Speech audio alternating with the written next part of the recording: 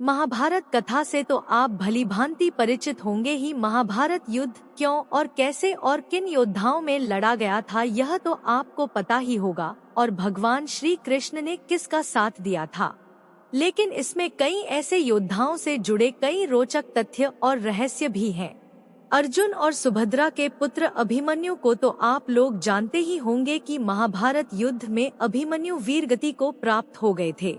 लेकिन बहुत से लोगों के मन में यह प्रश्न अवश्य होता होगा कि आखिर सर्वशक्तिमान श्री कृष्ण ने अपनी ही बहन सुभद्रा के पुत्र अभिमन्यु को क्यों नहीं बचाया था,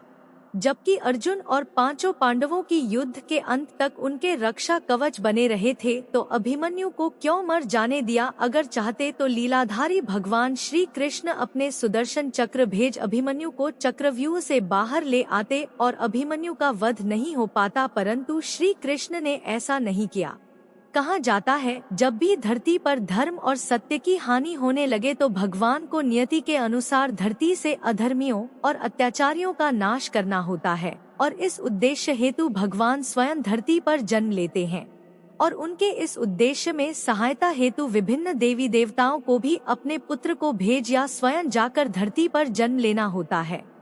ऐसा ही जब द्वापर युग में भगवान विष्णु ने श्री कृष्ण अवतार में जन्म लिया था, तब ब्रह्मा जी ने सभी देवी देवताओं को भी श्री कृष्ण की सहायता हेतु धरती पर जन्म लेने का आदेश दिया था। ब्रह्मा जी के इस आदेश का सभी देवी देवताओं ने स्वागत किया था, परंतु चंद्रमा ने इस आदेश का विरोध किया और अपने पुत्र वर्चा को पृथ्वी पर जन्म लेने से इनकार कर दिया। लेकिन जब सभी देवताओं ने मिलकर चंद्रमा को समझाया कि धर्म की रक्षा करना ही हम देवताओं का परम कर्तव्य और धर्म है, इसलिए हम सभी को ब्रह्मा जी का आदेश का पालन करना है, यह हमारा दायित्व और कर्तव्य भी है।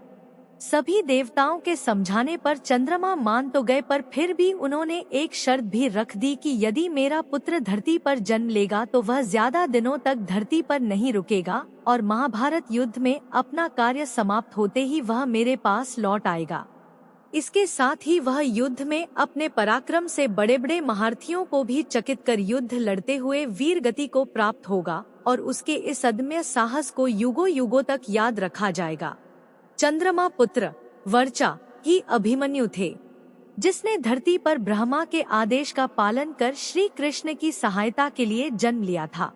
चंद्रमा के शर्त अनुसार ही श्री कृष्ण ने अभिमन्यु की नियति में दखल नहीं दिया, और अभिमन्यु महाभारत युद्ध में वीर गति को प्राप्त हो अपने पिता चंद्रमा के पास चले गए।